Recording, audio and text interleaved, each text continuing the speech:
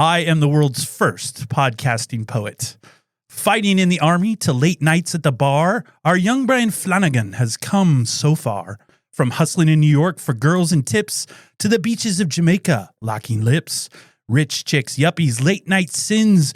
Jordan angrily carrying Flanagan's twins. Bottles will flip, drinks will flow. So settle in and don't move for this all-new episode.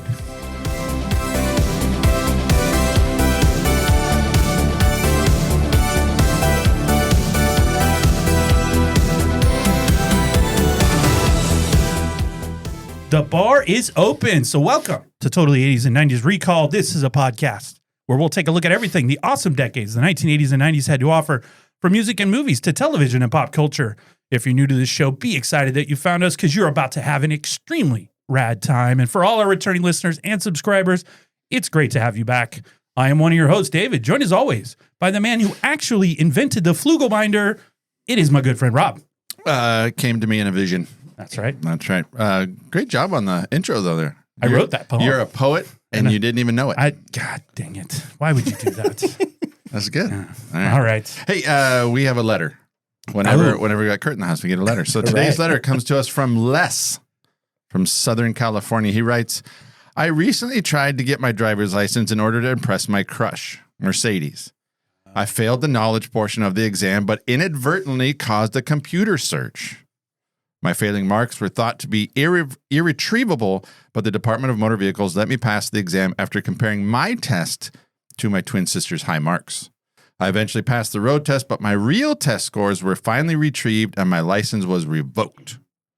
I tried concealing the truth from my parents, but my mother, who was on the verge of having a baby, found out the truth and my father grounded me for 2 weeks. I have previously made plans to drive my grandfather's prized 1972 Cadillac Sedan DeVille. What should I do? I'm at a loss. All right. Well, Les, the Totally 80s and 90s Recall team reviewed your situation, and we will offer you the following advice. Number one, you are only young once, so you're going to sneak away anyway for a joyride with Mercedes. Number two, we acknowledge that this is a risky endeavor, and any number of things could happen. For example, Mercedes could get drunk, and she might pass out. It could happen. And you could accidentally cave in the hood of the car after you dance on it. Right? Number three, what you're not going to do is panic, but if you do panic, you're going to go find your best friend and see if he can fix the dent in the car's hood, because he's good at that kind of stuff. Maybe. Maybe. Number four, despite any snags you might encounter, we want to encourage you to continue the joyride along with your friends. Just keep going. Number five, when in doubt, the 1972 Cadillac Sedan DeVille has a large trunk space and can conceal any evidence. This includes human bodies, alive or dead. Number six, and at no time are you to reveal that you do not have your license. Number seven, Kip and the boys wanted to add some suggestions to the conversation. Oh, my goodness. So the first one they said is learn to drive in reverse. You'll never know when that'll come in handy. Yep. And they also said when driving, always keep your head on a swivel. You never know when you might encounter a falling crane or falling steel girders. Mm-hmm. I hear it's coming. Less in the end, the Totally 80s, 90s Recall team is confident that the night will end with a kiss and you'll win the girl. Yeah, wow. and that's all good advice. Yeah. It is. Yeah. Very solid. I would also recommend for Les, whenever he's driving, practice driving with a cup of coffee right on the dash. Oh, yeah. Yeah. That's right. Be very careful. Yeah. You don't want to spill coffee in the car. That'll really That's right. test your It's a skills. big mess. Mm-hmm. Yeah, especially when you're parallel parking and all the other things you have to do. Yeah. So it's been a long time since I took a driving test, but I think you parallel park, right?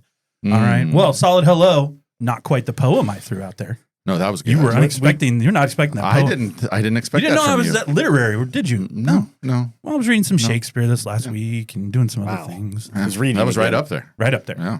Yeah. I think I should probably put that out. That should be recorded and then people can listen to it. I don't think so. I think so. Maybe I should do a whole book of like my thoughts. Just randomly show up at a bar and start saying it. Oh yeah, why not? Yeah. I think it would work well. So, if you tuned into our last episode, we said at the end of it that our resident movie hound, no applause for you this week. That's right. Would not be with us for this episode. However, more wrong, we could not have been. He put his life priorities in order of importance, with number one, of course, being this podcast, and got himself into the studio today. We're glad you came to your senses. Welcome back, Kurt. Oh, well, thank you very much. I'm very glad to be hanging out with the movie boys today. That's right. I'm sorry, but it was not me moving my schedule around just for you. Yes, you did. My daughter's schedule changed. I was like, hey, I got time open. You could have at least let us believe that. Yes. I didn't even try to tell anybody that my schedule had changed, and David texted me and goes, "Oh, I heard you're going to be home now." That's correct. So I was like, "You're not getting a free weekend off." That does sound like something he would do. I get to talk about. He's going to latch onto that. So, also on our last episode, we mentioned a possible special guest, and originally we were going to have the host of Bad Movies Rule on with us today, but he fell ill. He has fallen ill. He did fall ill, and he was unable to join us. So in the future, hopefully, we'll get a chance to get him back on here. But hopefully, he's back and healthy soon. Yeah, yes, we wish him the best. That's what we the all best. hope for. We wish him the best. Yep. Yes. But now that we're all in place, I know we are going to have an awesome time today, and I emphasize the word awesome. So, Rob, why don't you tell everyone what we'll be covering that makes me so confident of the awesomeness? We are talking about 1988's classic movie. That's not a question mark. Classic. It's a big question mark. Exclamation point. Tom Cruise Juggernaut Cocktail. Juggernaut is accurate. Right, yeah. That's absolutely amazing use of words right there, actually, I would say. So how lucky are we to spend the next hour plus talking about alcohol, sex, and, as you said, Tom Cruise. Right? Well, before the three of us go all in on this movie, and I know you like this, Rob, this cinematic masterpiece, let's have some fun and roll the original theatrical trailer. In 1 square mile of this saloon lies the greatest concentration of wealth in the world. Yes. But how was a bartender gonna get his hands on any of it? This is the big time. Are you ready for the big time, young Mr. Flanagan? I think I can handle it. This isn't what I ordered! Get your act together! A white wine! All right. Now, what was it that you ordered? A martini! What's in that? There are many ways to fool a customer. You will learn them all. Yes, Obi-Wan. You get the women, you get the bucks, and you can see the color of their panties, and you know you got talent. Stick with me, son, I'll make you a star. I want you guys working for me! This is a real opportunity. Jet set bartenders, eh? The Caribbean Jamaica man. Can I buy you a drink? My rum specialties, perhaps? Bartender with a line for everything. The bartender. Now, he's about to be swept off his feet Wish we could stay here forever. by the one thing he didn't expect. Don't tell me Brian Flanagan is in love.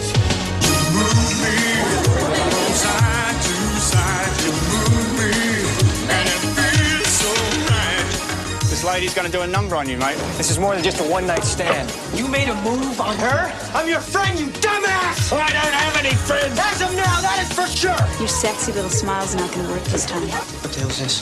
That's for you. $10,000. Is that all your daughter's worth? You think I'm letting some bartender walk into my family? I love you. I want to marry you. Throw this bum out of here! You're so hung up on money. See this? Jordan, This is how hung up on money I am. And as for the way I feel about you, I guess you'll never know.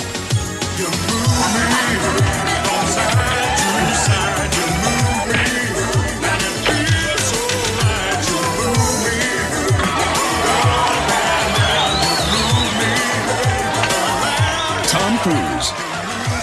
Cocktail.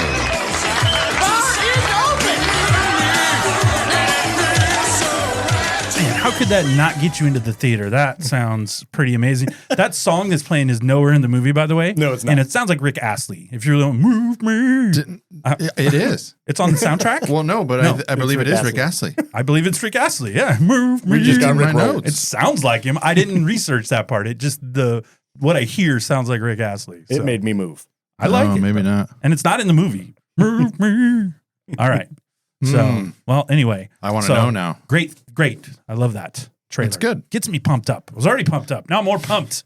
So, well, we'll start real quick. That gets you pumped That's up. more pumped. Yes. All right. When you're getting ready for the week. Get ready for the week. You just pop in a cocktail trailer. Move me. Gets me going every good. time. So, all right, you two, what do you remember about this movie? When I ask you that question, think of it as seeing it the first time. I don't need your whole opinion on what you think of it now. I just wonder when the first time you watched it, what you remembered about it before we did our research for the pod. Let's see here. I remember Kelly in the bikini. Oh, nice. Very nice. Trying to act like Pocahontas. Everybody wants to look at her. Very nice. Yep. Okay. Very nice. I've confirmed. Oh, It is Rick Astley. Rick Astley. Yep. Yeah. The title of the song is "You Move Me." I mean, I got that part. Yep. In case anybody was not was unclear Sure of what the song was. as to the. So good. All right. Yeah, I basically just remember it because of the ladies as an impressionable youth. Yes. Yes. Yes. It was at that time. It is good. What about you, Rob? Gosh, to be quite honest, I don't remember a lot about the movie, Ooh. but I had the cassette soundtrack. Yeah, I had the soundtrack too. But I don't remember why I had it. I don't know why. We've discussed this on a previous podcast. My parents bought it for me. I remember, Yeah. I think it was either a Christmas present or something. Christmas. But I don't remember the movie. So the music to me was okay. the first thing I knew about this movie. So your remembrance is the movie. So now we've gone and watched the movie, and now we're going to break it down. So now we'll know how Rob really feels about it. Yeah. We don't. I think we almost take this as your first time watching situation. Almost, because I think you didn't have probably a lot the of last memories. time I'd watched it was probably when I was Who'd in you- '88. Who'd you watch it with? Probably my family. Who'd you watch it with now? Oh, by myself. No, I didn't watched watch it with the wife? So my wife checked in a couple times as I okay. was watching it, and then to my surprise, she was quoting it as we were watching it. So she knows Very it well. quotable. Yeah, That she is knows different it. than my wife. I tried to go watch it in the same room as her. She went ahead and left and went to read a book. No, my wife likes this movie. My She likes it. wife hates this movie, but watched the whole thing with me, and my 17-year-old son also, for the first time in his life, How'd he feel about watched the whole movie. I actually have something about that later, so Oh, we'll okay. go over that later in the show. I think So, you'll be surprised at my reaction. I to don't this. think I'm going to be surprised. Yeah. I think I'm totally expecting what your reaction is going to be. So all the movies we've done up to this point have pretty much been slam dunk. We like the movies, no matter what. This is the first one we picked where I thought there could be some dissension, but we'll let you find the positive. And if you, I don't know how you'd find negative, but if you were able to, you can go ahead and bring those out during the show, Rob. You got ample opportunity to throw some of that stuff in there. So, all right, well, let's mix. That's a word. Let's mix up a red eye and drink our weight in daiquiris as we take a look back at perhaps the greatest movie about bartending and other random stuff. Let's head to New York for a stiff cocktail.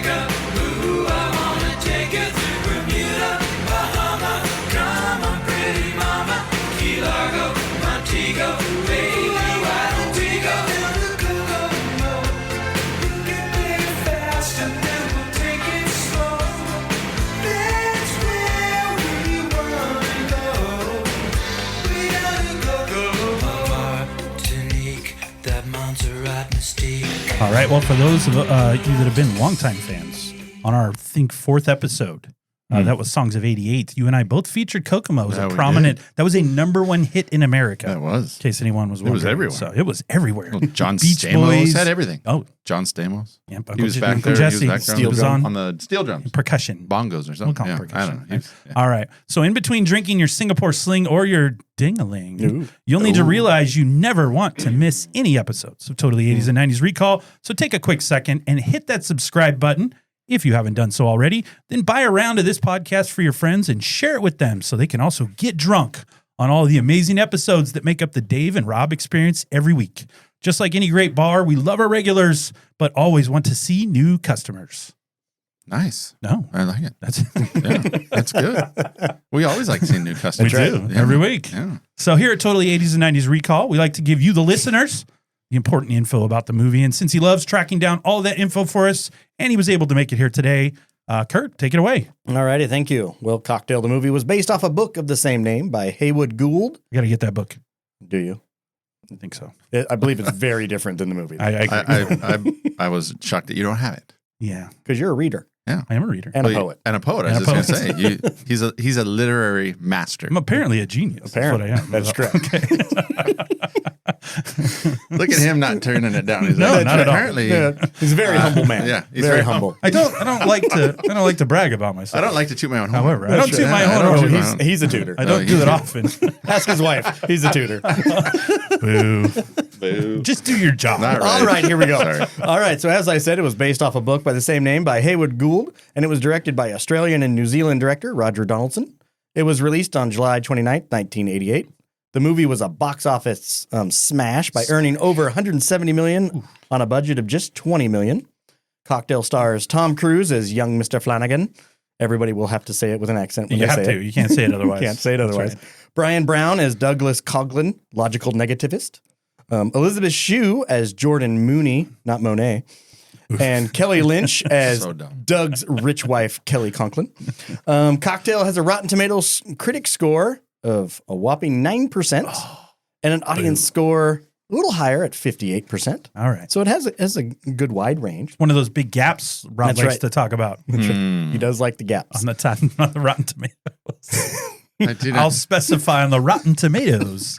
So That's right. Now, I do know that you movie boys Yep. are really music men. Yes. So here is some info on the music that we were talking a little bit about. The soundtrack sold over 4 million in the US and around 6 million total in the world. It featured the number one hits, Don't Worry, Be Happy by Bobby McFerrin and Kokomo by, I guess, most of the Beach Boys. most of them. It also included radio hits by Starship, the Fabulous Thunderbirds, the Georgia Satellites, Little Richard, and John Cougar Mellencamp. The Cougar. Now, Robert, while David and I crack an egg and have a red eye, can you please give the listeners a little bit about the plot? All right. So this is a little segment, and I'm trying something new Oh, we like the new. Ooh, called Back of the Box. Yes. So I tapped into AI. Oh, I said, tapped it. "Hey AI, help me write a jingle." I like it. Ooh, a jingle. I don't know if it's very good, but Well, here we last go. time I was here, we did sing, so I want to hear you All right. sing this Yeah. jingle. So here Here we is go. a segment we like to call Back of the Box. Back of the box, back of the box. Box, box, box, back of the box. How do you think That AI is- did? That is good. Pretty good, actually. That's pretty good. I kind of like Yeah. it. I just said, "Hey AI, I need a song that says something about Back of the Box," and that's Is what that, they gave me. is that you singing? No, Oh, that's That's AI. just all. I didn't know if AI took your voice and Nope. put it. Okay. no. Well, there you go. Back of the Box. Sounds great, though. I like it. I thought they All did right. All right. So Back of the Box. This is what you would have read on the Back of the Box. It's a Friday night. You're going to go. It's 1988. You want to rent a movie. Who would have been renting that movie? Ooh, The Movie Boys. no. The movie boys. That's who'd have been renting that Yeah. movie. Yeah. Walk to The movie Blockbuster boy. with your flashlights. That's right. Rob's got a freaking Twizzler hanging out of his mouth.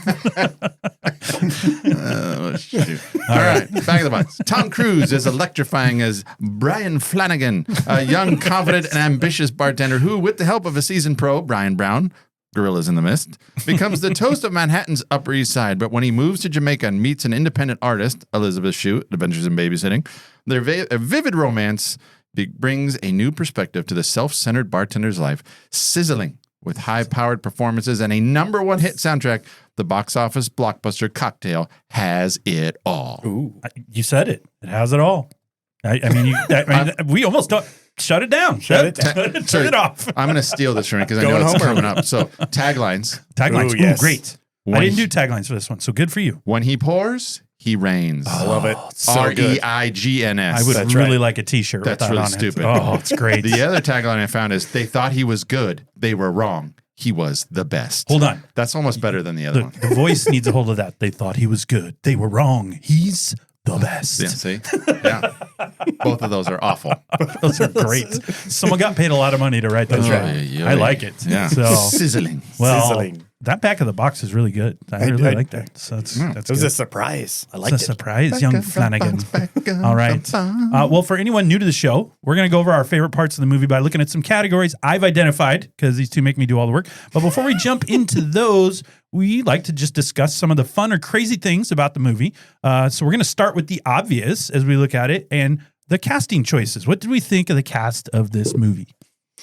Ooh. Well, the casting choice of Tom Cruise really changed the entire movie. Yes. Because the original book, he was supposed to be like a 38-year-old Yeah. middle-aged guy Yeah. going through some things. And then when Tom Cruise said, "Hey, I'll do it," and they're like, the movie company said, "We'll give you a bunch of money to actually make it." They're like, "Okay, let's change it then." Well, it's got to be different That's because right. it starred Tom Cruise. So, is this even a movie if Tom Cruise isn't in it? I think it. I think Oh no! What do you think? I liked this movie. Yeah, what do I you actually think? liked this movie more What than do I you thought. say? Yeah. What are you saying? Just say it. I liked liked this it. movie than I thought, Ooh. more than I thought I did. Ah, beautiful. But I think this movie missed an opportunity. No, it didn't miss it. I It did do. everything No, perfect. I think this movie could. I think this movie could have been a lot better. I think the premise is really good. Yeah. And I think probably if we were to read the book, I bet you the book All right. is We're not probably changing way the better. movie. And apparently, the original screenplay, the Brian Brown had originally said it was much darker and everything He else. said it was the best screenplay he had ever read. All right. So I've heard that in a lot of things. And then Ben Affleck said Geely was the best screenplay he'd ever read. And but then when people got a It hold of was it, pretty good.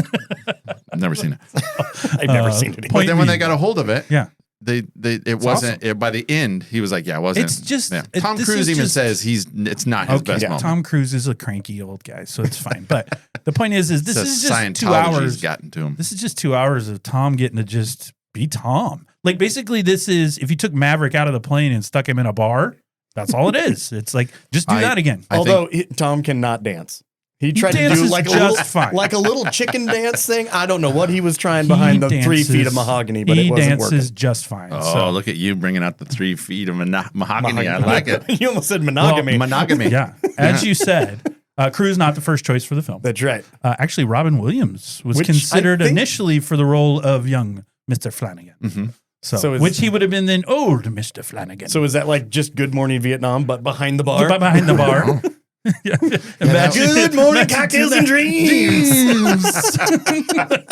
Yeah, I don't know how that would have gone. I don't know if I would have liked it. Yeah. Can I get a rum and coke? Or I got a rum and coke. he'd be back there doing all his voices. So That's good. Yeah, but Robin Williams would be good. I also saw Jack Nicholson, Dustin Hoffman, Michael Caine, and Dudley Moore all considered for Doug Coughlin. Actually, Caine and Moore offered the role. Both turned him down because Caine had to film Dirty Rotten Scoundrels. Good choice. Michael Caine. Moore had to film Arthur 2 on the Rocks. Yeah. Bad choice. No, that's perfect. You can see Michael Caine in this. Yeah. Coughlins los. No Brolin in here. Get out. Rolling in here. Yeah, he would have been good. No, he would have been. I would have been too weird. He's too good to be in this Yeah, movie. that's the true. problem. Yeah. If you put Michael Caine in this, it makes it Yeah. it elevates it too much. Coughlin's got kind of a The guy they a picked, sleazy yeah. side Has to to, him. Yeah, and he yeah. doesn't have that, right? You know, you can't too see proper. Michael Caine as He's a the friend. He's bartender. the friendly old guy. He would have been like, yeah. Even when he was a domesticated butler in Batman, he's really an MI6 operative who's just taking care of Bruce Master Wayne. All right. So what? So that's what he would have called him in the whole movie, Master Flanagan. I'll tell you, I read that it won 2 Golden Raspberry Awards. Yes. Worst picture, worst screenplay. Yes. He was nominated for worst actor. He was. Donald, the guy that directed it, was nominated for worst director. Yes. The film is listed in Golden Raspberry Award founder John Wilson's book, The Official Razzie Movie Guide, as one of the 100 most enjoyable bad movies ever. That's great. And then the film was nominated for worst picture of the 1988 Stinkers Bad Movie Awards, but lost to Caddyshack 2. Ooh, that's a good one. Mrs. Esterhaus. And then somewhere else I read that he holds the record. If I can find it here. Oh yeah, here. Cruise's other film he had it. So he in 1980 he also did Rain Man, which got Best Picture. Yes. So in doing so, he became the first and as of 2024, the only actor to star in a Worst Picture Razzie winner and Best Picture Oscar winner in the same year. That's great. That's showing the range right That's there. right. So, Showing the range. I can do crap and then cinematic masterpiece. but it's cinematic crap is a cinematic crappy masterpiece. What do we call it? The lovable garbage. Yeah. Well, and So- then one of the episodes we talked about was what's his name? John Cusack talks about how he does crappy movies yeah, to get paid, to make money do his good ones. to invest in the projects that he wants to do. So yeah, I mean, there's probably truth to that. You know. Well, Elizabeth Shue, who plays Jordan, Yep. also not first choice. I was going to say I had Jennifer Grey, I saw Ali that. Sheedy, Demi Moore. Which one do you want? I don't know, Demi. Demi. I'll take All them both. Demi Moore Yeah. and Daryl Hannah all auditioned before her. You know. And then they gave it to her because she had kind of a girl next door vibe, which is what they're going for. Or sure, it just wasn't she fit the one black swimsuit they had on set? Because that's all she ever wore the whole time. I have that down. How is that your only swimsuit? We were watching it. I'm like, oh, she's in the one piece black swimsuit again. Like, what can I wear every day for my 2-week vacation here in? Yeah. And all the other girls on the beach are wearing bikinis. Well, she's poor Elizabeth. She was like, here, put on this one piece, like you're going to a swim meet. No one will notice. She's a struggling art student. She's the worst artist I've ever seen in my life. That looked nothing like Tom Cruise. Worst. She does that drawing of him. It is horrible. And back in her loft, there's a drawing of a camel. There's a drawing of a shirtless bald guy. That waterfall is hideous. Like, I don't know. No, it's good. Like when he goes, is that our waterfall? I don't know how he figured that out. It's just like, it's just a waterfall. Well, Tom Cruise calls her out on the beach. She goes, this looks nothing like me. She goes, she's an awful artist. She's an artist and knows she doesn't have to worry about money. I was going to say, it's a good thing she's rich because she's not making any money off selling these things. Just struggling. Although the weird slick back hair guy is selling trash as art, and it was fine. So in New York in the 80s, anything could be art. But she's a horrible artist. It reminds me on not another teen movie. I think we talked about that. When she draws like crazy and then it's just a stick figure with a sunshine. That's what I imagine Jordan drawing in her loft doing. Because, So what I also love about the casting, obviously, because you got Tom Cruise, is you get every part of Tom Cruise in this movie. You get smiling Cruise, frowning Cruise, laughing Cruise, confused looking Cruise. You get screaming. You get screaming Cruise. Panicked. Pensive Cruise, kind of just thought-provoking, and then trying really hard to cry Cruise. Yes. Not really crying, but trying so hard. He had one tear in each eye just hanging on for dear life. But you know what he couldn't get? He couldn't get the single tear. It never did the cheek roll. It just hung in the lashes. He's not a crier, though. Oh, he tries, though. He does does that. Movie. Has he ever cried in a movie? But he does that squirrel face. Even in Top Gun, it's just a, but he's angry. Yeah, so I don't know. He's a good crying non-crier. Good crying. That makes no sense. He looked like he was struggling to poop. That makes no sense. Rob says that makes no sense. That makes no sense. Well, on to some interesting facts about the movie. As you both have alluded to, reviews were not overly kind across the board. But I will say my favorite one that I saw, and actually my wife read it to me, Wall Street Journal. They said the movie is so bad it could bring back prohibition. That's what it said. I found that review to be quite. So I was like, okay, I'll give you credit for that. That's pretty good. So. I had one review that says there are no surprises in Cocktail, a shallow, dramatically inert romance that squanders Tom Cruise's talents in what amounts to a naive barkeep's banal fantasy. That's good. There's lots of reviews we could find. We could go through. Don't talk about it being the best movie anyone's ever seen. So this was not meant to win Oscars, Rob. I don't think they were filming this and they thought, "Oh, this is going to be the one right here." Yeah. So and Tom Cruise, like we said, his quote was, "It was not his crowning jewel of his career." I think he's doing a great job. Right? I think he's doing just fine. You know what we do need to talk about a little bit is so you mentioned Rain Man. So he was doing Rain Man.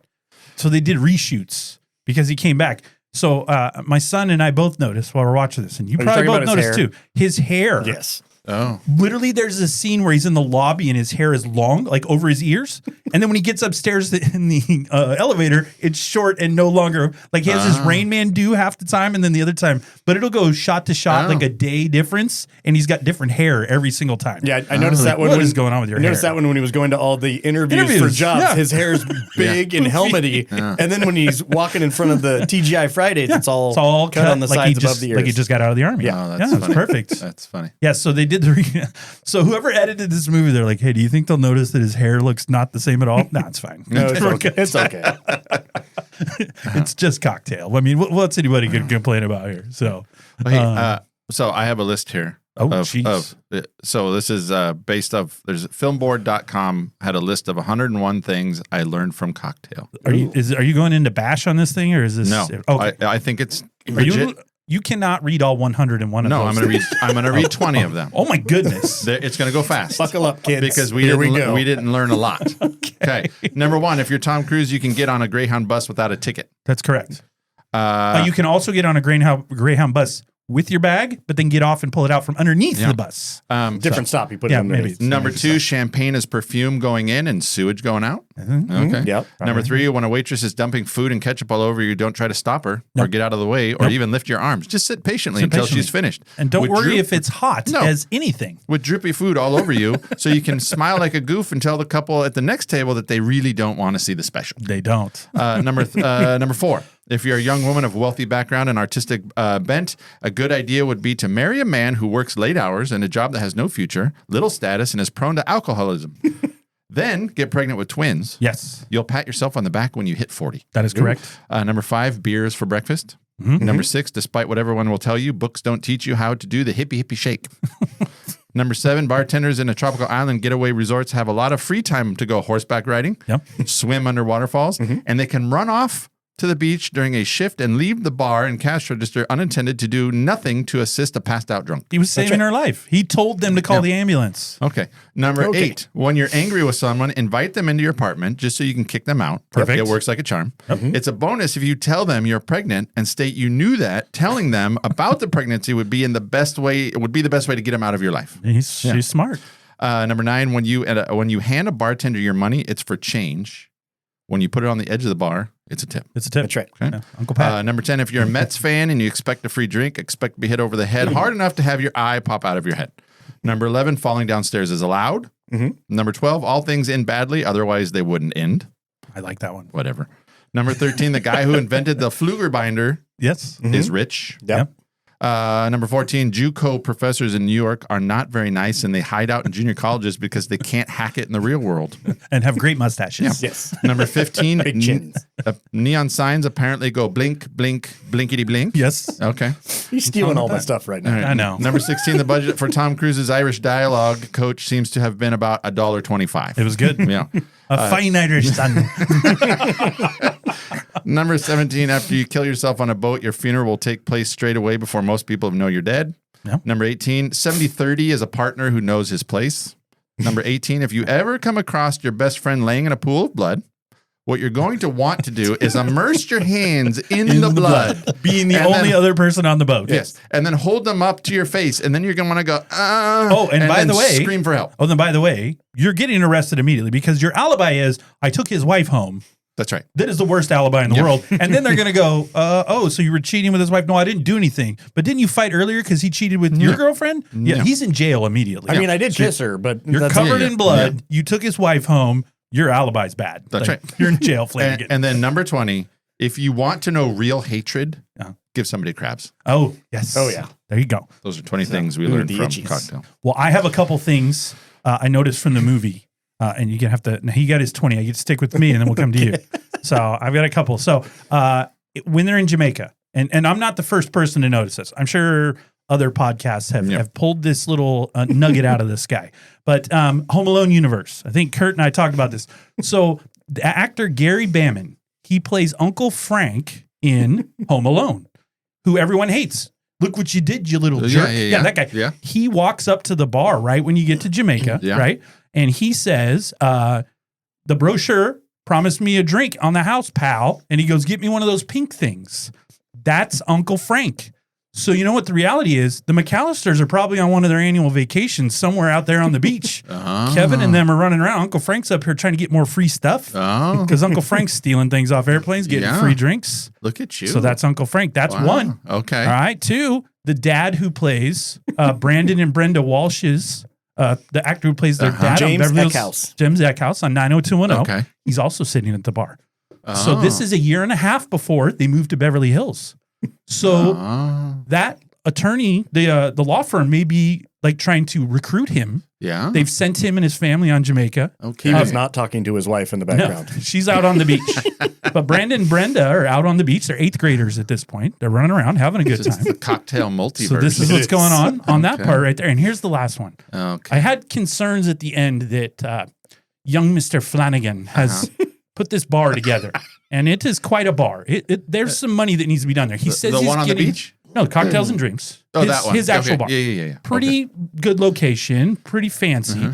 He said he's getting a loan from Uncle Pat. I question Uncle Pat's money that he can. His bar is not impressive. He's in right? the Irish mob. He's got people. Okay, but I don't get that. Here's what I get. So when they take Jordan and he leaves the apartment, the dad says, "You're cut off. You get nothing." Right? You get nothing. That's what he says. That's You're right. getting nothing, not a dime And from he me. says, "I want it that way." That's the way I wouldn't want it any other way. Yeah, that's what it is. I watched it 3 times, paused it every time. When they're at Pat's bar at the wedding dancing, there's a free spot where they're dancing. Tom Cruise is going this way. Jordan's dad is standing in the crowd behind him, watching them dance. 100%. He's standing in there.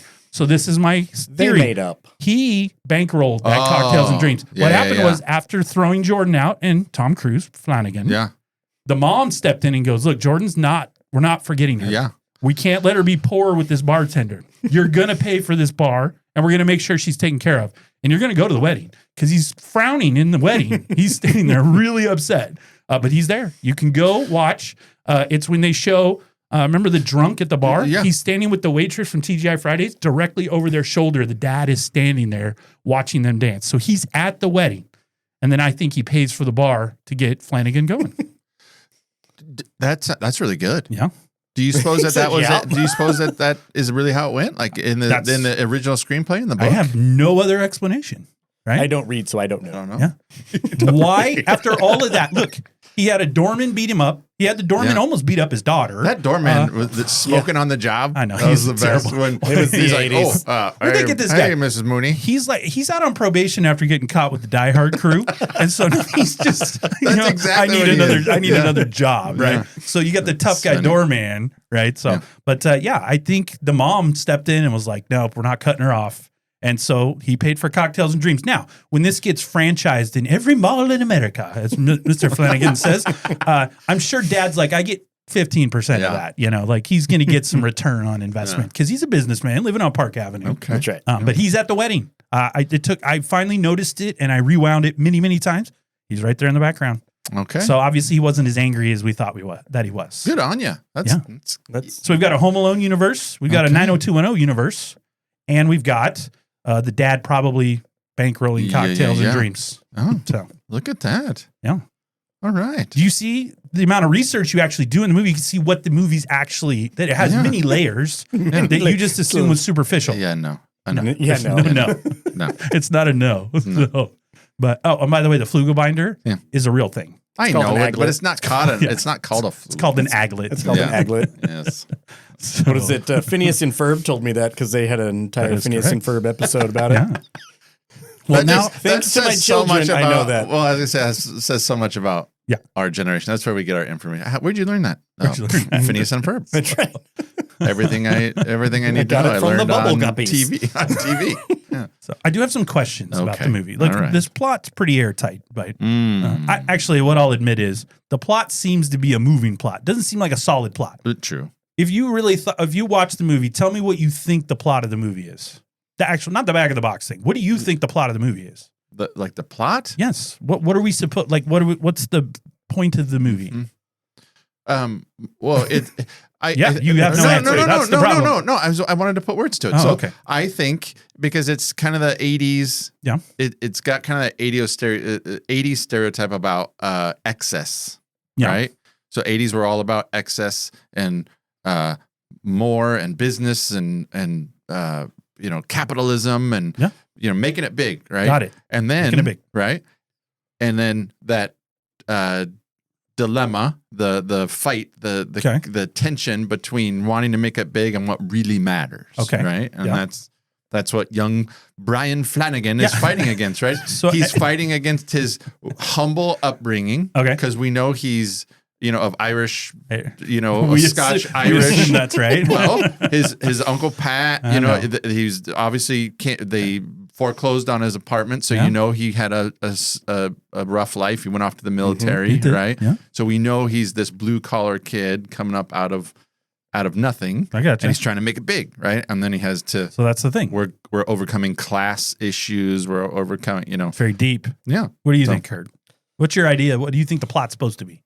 I think it was a dude trying to just make a lot of money, figuring out it was hard to do. There you go. And he had to fill in the holes until he could do it. So I think when the movie starts, that's the impression you get is he wants to make it rich and quick. Like, I want to get rich quick, right? So the movie's going that way. Then you jump to the Jamaica scene. Yeah.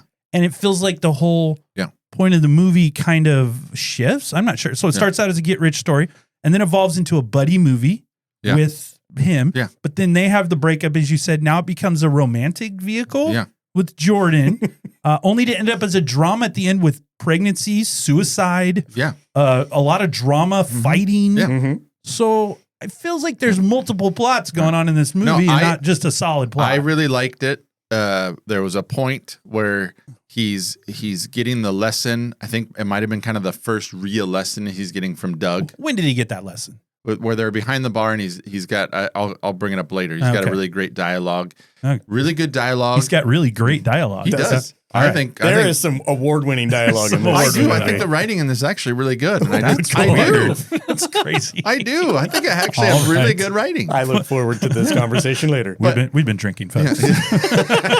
Usually it's just Rob, but today it's all of us. Apparently we're all drinking. I had a kamikaze and a ding-a-ling. Sing more slinging the ding-a-ling. No, but there's a point where like I liked it. And I liked it. And then about the Jamaica, when that whole thing happens, then for me it kind of falls apart. I think when Doug dies, Flanagan's reading that letter and he's supposed to learn this like money isn't everything lesson, right? Like do what makes you happy or whatever that letter is supposed to be telling you, right? Only to then find out Jordan's rich. Yeah.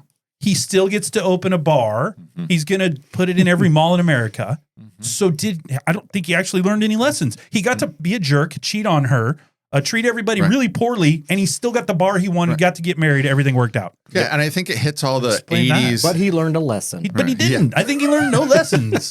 But because I think even the part where he's like, I don't care about your dad's money, only do I think have the dad bankroll the bar after all. So, but I think that goes back to that. I think it really hits all those 80s tropes about capitalism and making it and, kind of the misogynistic times that were the 80s. There's so many misogynistic comments in this movie about women and but it doesn't matter because we made it. We did it. Right? We did it. At the expense of this poor girl. Now she's pregnant with twins, which is she's fine. And the marriage is going to fail. Look, we know it. She's 6 months pregnant in a bar at 10 o'clock at night. That's all covered in smoke. Yeah, I'll just hang out here all night. Right. He doesn't change. He's not changing. When my wife was 6 months pregnant, she was not in fact, we were in Las Vegas when, Kurt's wife. Oh, yeah. She was having a good time. She was not going anywhere. Like she was back in the room at 8 o'clock, 7 o'clock at night. Kurt and I are just wandering the streets of Vegas on our own. And he's in it. He's trying to get into an industry that is historically late nights. Yeah. You're trying to start a business. That's not good. You can't start a family. What dad is he? Yeah. No, it's not going to work. It's funny that you brought that up because I was reading an article and it was about the writer was talking about how he had began to work on a sequel, and it was how 20 to 30 years later, of course, he's estranged from his wife, doesn't talk to his kids and everything else, and how now he's going to learn a new lesson to come back to them. He's Uncle Pat 30 years later. I was just going to say that. He's going to, where that sequel starts is him running Uncle Pat's bar. No.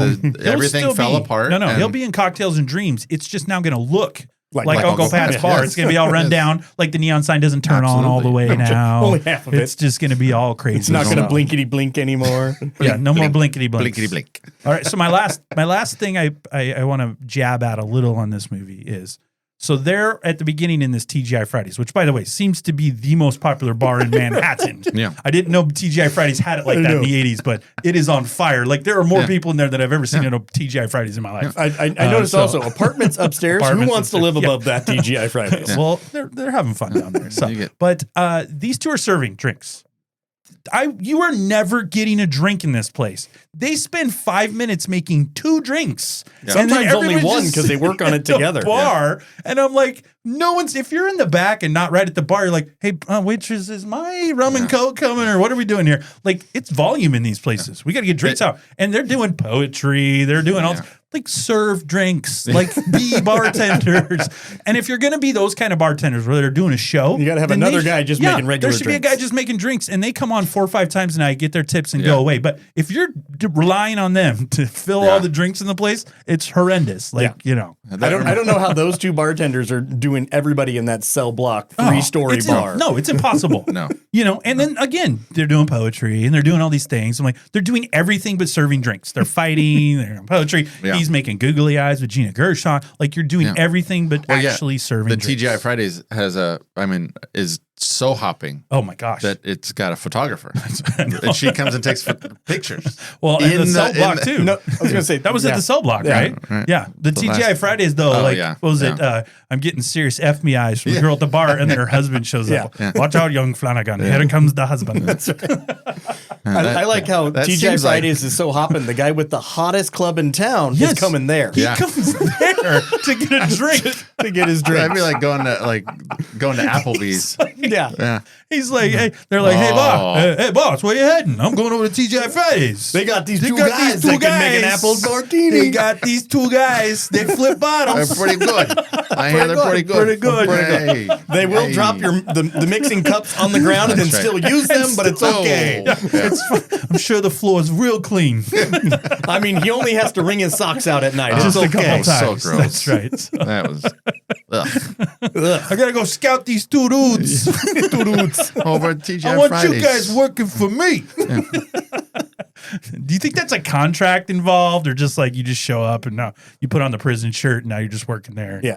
That bar is not set up well either. The 4 tiers. Yeah, it's not good. Like if you come in and you end up at the top, how do you get to the bar? Is there people? It seems They're 20 pieces of flair. it's crazy. Especially when people keep stopping on the stairs to sing, to yell out poetry. Yeah, the world's I'm never getting to the bar. first yuppie poet. Yeah.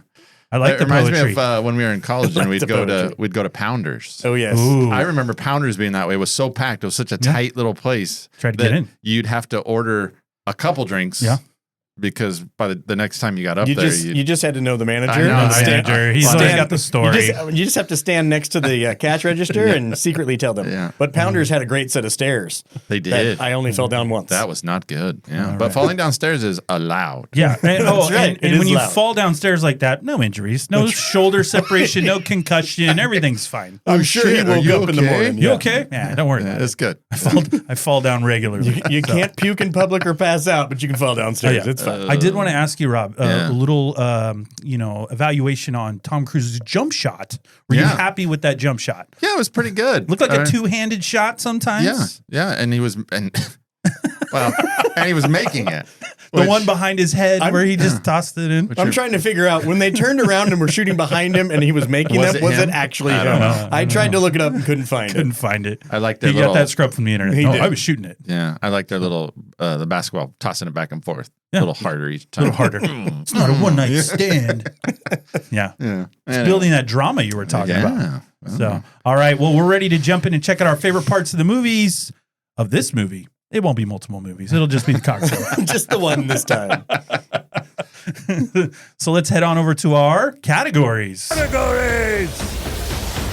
It was. I think I preempted it. Or he preempted it. Yeah, it was- He didn't do good. It was a little bit. Here, try again. 1 for 2. Get to the categories. It made Arnold upset. Yeah. You What were- did No you say? chicken and rice for said, you. I think you were. I think you were pitching a perfect game here. No chicken and rice for you. Yeah, you were pitching That's a perfect right. game. Nope, not So- anymore. Nope. That's it. So, That sucks. all right. Well, we're gonna. That's okay. Despite the sucking of that Yeah. part, we're gonna jump into category 1. Category 1. It's always our category 1. It is our favorite quote of the movie quote, or if you have a little dialogue, that's okay. yeah. Maybe not 20 things, Rob, but a dialogue. We'll start this out with Kurt. What do you got, Kurt? Good. Mine's going to be short and sweet. Ooh, good one. It's the one I usually say. Ooh. It's just, sweetheart, come hither. Yes. I just like the So hither. my wife hates the movie, and as soon as that happened, she did it. She's like, "Come hither." Everybody knows that part. And what's funny is because I say that, Mm-hmm. and I think maybe that's where I got it from. I just didn't put them together. It's in It's a there. But yeah. subliminal message in I your say it all head. the time. So, all right, Rob, what do you got? Well, earlier we were talking about I think Doug Oh, Coughlin had some of the best. He had the best dialogue in the movie. I got you. And He did. But one of my favorites is when he's interviewing Mr. Young Brian Flanagan. There you go. Yes. You have to say it right. He asks him, he says, "Have you ever throw a 400-pound psychopath out of a bar?" Brian says, "Guess I could if I had to." Doug comes back with, "What about a 100-pound ballerina who's been speeding for 3 days?" Brian replies, "Just open the door and let her pirouette out to the street." And Doug said, "These are some of the tasks you will be asked to perform young Flanagan. Yeah. When you say speeding for 3 days, I'm we're talking assuming, about drugs. yeah, I'm going to assume that means the white lines. Ooh. Well, my favorite quote, that's a good one. My favorite like quote that. also involves Brian and Doug. So it's a little short dialogue. So Brian says, "You're offering me a job?" Doug, with a simple uh-huh. The waitresses hate me. You wait till you've given them crabs. Then you'll really know hatred. I love it. I laugh every time. It's gross. But it still makes me laugh. Another dialogue that I do like that I think it's worth saying is Doug says after one of their shifts, he says, "The name of the game is women. The little darlings come in here panting, their little hearts a pitter panting for their handsome, all-knowing bartender, and in their wake, a parade of slobbering geeks with one hand on their crotches and the other on their wallets. You get the women, you get the bucks. And boy, oh boy, you've got them. Buttons were popping, skirts were raising. When you can see the color of their panties, then you know you've got talent. Yeah. Stick with me, son, and I'll make you a star." I know you're reading dialogue, but I don't like how you say panties. Yeah. Panties. It's rough. And your Australian accent needs work. It needs a little work. A lot. It needs a little work. But again, good writing. This movie actually has good writing in it. It does. Your Australian accent tends to fade into that Irish accent a little. I do like when he's trying to go for the jobs. Oh, yeah. And it's like, well, your resume is completely inadequate. I'm willing to start at the bottom. You're aiming too high. You're aiming too high. I'll do anything. You don't have any experience. I need a job. We value education. We require a degree. You should go to college. You should go to college. I question that college too. You think it's a JUCO? It looked pretty fancy for a JUCO. I'd look like NYU. No, he at one point says, "I'm going to." He says the junior college that he's going to. So yeah, because it's interesting because when he's in the registration line, it looks like a fancy. It looks pretty nice. But when he's talking to Doug later, he says, "Oh, by the way, I'm going." Well, then that might. And you can see the skyline out the window. Yeah. So I had a question. I had a question about he's studying at the bar. By the way, you notice he's playing with that bottle? Yeah. Tom Cruise always has to play with something. In Top Gun, he had the dog tags. Yeah. Yep. And then in Few Good Men, he had to have his bat. Yeah. He's doing that in this one. He's always got to have little toys. What's going on here? He just doesn't know what to do with his hands. Doesn't know what to do with his hands. I know. That's so. But I don't know what to do when I get nervous. I don't know. The point I'm trying to make is he's thinking with that, and he falls asleep, and that janitor or the guy, the busboy goes, Mr. Flanagan, it's time to go to college. What time of the day is this? Why is he at work? If this is TGI Fridays, up in the morning? Yeah, what's going on? And they're all there. I'm like, what time does this place open? TGI Fridays in New York does not close. And if he's working at night, he can't be taking classes at night too. So he's doing the best he can. Okay, I'm aware. Try to make it before closing. He quit college really fast. Although I do have to say, I'm no business professor. Yeah. But his idea wasn't that bad about franchising him in every mall. That professor went a little too hard at that old lady. First of all, we all went to college. She was a working mom, and she burnt her husband's dinner. Yeah. She's starting to cry. We all went to college. The professor's getting paid. He doesn't care if you fall asleep. Yeah. He's not going to yell at you to wake up. He's just going to give you an F. Blue shirt in the back. And they don't call out your papers. F, C minus, B plus. Nobody does that. That's weird. So, all right. The other line I do like is at the very beginning. He says, "Flat beer from rusty pipes. If you only knew how much I missed it." And I really like that line. That's good. Again, good writing. I do like the writing. Good writing. Anyway, which leads us to category 2. When you say good writing, category 2 should show some of this solid writing off. It's right up there with bartender your with a lifestyle like him. It's great. Yeah, it's wonderful. Great deliveries. So, all right, then we'll let since this is a writing masterpiece, Rob, we'll let you start category 2, which is worst or dumbest quotes. I have too many. Too many. You get one but first. It's such good writing. You pick one, and then we get to go. You took one of them. Which one? The crabs one? No. Okay. I know which one I'm doing. All right. Okay. So it's later in the movie. Yeah. He's with the lady. Jordan. Nope. Bonnie. There you go. He's with Bonnie. They go to the art show. He's a little tipsy. He is tipsy. He's hating life. Yep. He gets into a fisticuffs with the artist. Yeah. I don't like that guy. His shirt's too big. Well, and the artist tells him to it's very flowy. Yeah. The artist tells him basically like a down boy or something like that. He's a down boy. Oh, you haven't trained. You haven't party trained this one. And the artist says, "You're drunk." And Brian replies with, "You're ugly." You're ugly. That's all he had. Solid writing, Rob. There you go. There you go. I'm like, that's all you with some of the dialogue that was really good. Yeah. And then you come back with, "And you're ugly." And you're ugly. Yeah. Well, mine is, and I think one of you two said it a little bit already, but it's when she takes him back to the loft. And he goes, "Is this our waterfall?" She says, "No." "Well, it's terrific, Jordan." "Yeah, it's all right. And the name's Mooney, not Monet." That's horrific. But the way she says it too, she says it so like down, Well, and like she knows she's a bad Mooney. artist. Wait a minute. Not The whole Monet. thing is she zinged herself. You'd think you'd be zinging Tom Cruise. No, I'm just going to bag on my own. No, look, you're right. She probably has accepted the fact. Look, I suck. I got it. But Dad says I can live here and paint camels on the wall and some other crap. So she's just a terrible artist. Yeah. So, all right. What do you got, Kurt? All right, mine's with when Jordan and Brian were talking, and it's just a corny. Your Flugelbinder is out there waiting to be discovered. She's like, got a lot of really? corny lines. See, that's what I mean. I think that's Yeah. part of the reshoot or something because I Yeah, think they had she's really got a good lot of writing, and corny lines. then they come up with this. It's yeah. So, because The Flugelbinder was what Yeah. Elizabeth Shue and Tom Cruise came Yeah. up on their own. on their own. Well, So they wrote that themselves. Great Or should I improv. say it just writes itself? great improv. improv right Yeah. there. Perfect. Hey, Elizabeth, try. Let's just riff a little. See what you come up with. I'm pretty sure they both Flugelbinder. they, Oh, okay. they both used to Great. work at Second City. That's right. Oh, yeah. Remember them on Improv. stage? You can see that. You can see that. They definitely have some training chops right there. That's right. They missed that improv class. I heard on the set of Karate Kid once somebody said Flugelbinder. Let's play with it. Let's use it. So, all right. Then that takes us to category 3. We'll go back to something good.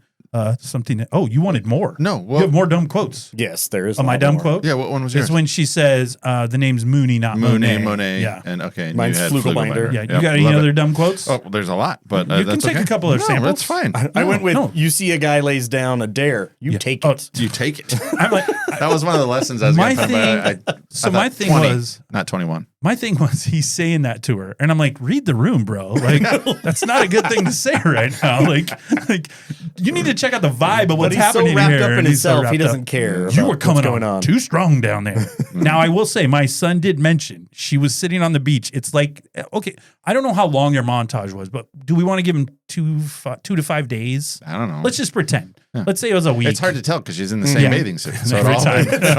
She's in the So- same bathing suit, same pants. So we'll say 5 days, but they're sitting on the beach after they've had some coitus, and Oh, goodness. so they're sitting on the beach, and she starts talking about kids, and he's like, "Kids," and I remember my son Connor goes, Wow. "Kids, that seems like a lot." And then when Slow he down. says in the loft, he goes, "You were coming on strong." He goes, "A little bit." Yeah, a little bit. He's not lying there. So What's Nick Cage say in The Rock? Goes, whoa, slow oh, down. marriage police. Marriage, please. Known him a week. Yeah. That's right. Kids, I can see our kids. I'm like, that red flags should have been blinking all over the place, but it's all good. So The only other one I marked here was I've been it's when she's with Bonnie or he's with Bonnie, and she says, "I've been thinking about you all day." He said, "Really? A plane ride home will cure we'll that." cure that. Like, wow. That's good. Okay. Again, zinging yourself in this movie. I don't know. Like, I feel like the insult should go the other way. I do have a few more, but I'm going to save them for I think later on. Okay. Yeah, that's smart. Yeah. So, all right. Well, category 3 is our favorite scene in the movie. Ooh. I'll start this one off. I'm going to go with the bar scene in Jamaica when he's talking to Jordan after helping her friend. I know you said he abandoned the bar, but he did get the ambulance, so that was helpful.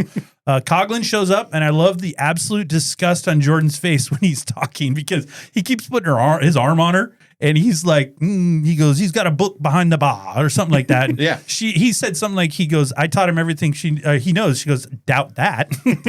She's just throwing roast right back. But when he's flirting with Jordan, he's basically, like I said earlier, Maverick. It's just Maverick from Top Gun, like just throwing it back and forth. And it's like Tom Cruise, just go be charming for 10 minutes. And that's what he did. But his shirts are too baggy. He's got those shirts just too big. It was the style. The 80s big shirts. I don't remember that big of a shirt on my body, but maybe I didn't have the frame that Tom Cruise did in 1988. I was a wee baby. Wee baby. I was like 12 years old. So, all right. Well, that's my favorite scene. Is in Jamaica when he first meets Jordan. Oh, okay. So, Yeah, I like it. I went with the cell block poetry. good. I thought you were going to go with that with your opening. That was so great. So But mine supersedes it so well. I don't want to double up on that. So. I just like how the entire bar stopped. Nobody's drinking. Nobody ordering drink. Nobody's making drinks. Somebody yelled out something, "You sexy beast," or something like that. Well, I like when the yuppie poet was going and just somebody randomly goes, "Stick it up your vulval." That's right. But you're right. The whole place drops silent. There's no music playing, nothing. And I don't know what's going on in the late 80s where everyone's going to a bar to hear poetry. And I got to tell you, him rhyming snazzy with kamikaze, a little bit of a stretch there. He needs to change the vocalization of how to say it. He was Eminem before Eminem. Okay. I think he's more. He was more like an Eminem. I was about to say, I think he's more Snow than he is like. He's definitely an informer. Definitely an informer. He's more Snow than Eminem, I would think. So, yeah. All right, Rob, what's your favorite scene? My favorite scene is the opening scene where he's come back to the bar the dialogue between him and Uncle Pat. We learn a lot. You know, we learn that the apartment's been repossessed. He offered him a place to work at where his dad used to work, so we learned that his dad was a blue collar guy. Yeah. You kind of pick up that he had this blue collar upbringing, which I kind of relate to. Not that after that I don't relate to anything that young Flanagan experienced. But then he had two quotes in that whole dialogue. He says, "Every man wakes up one fine morning with a wife and kids. Where'd they come from?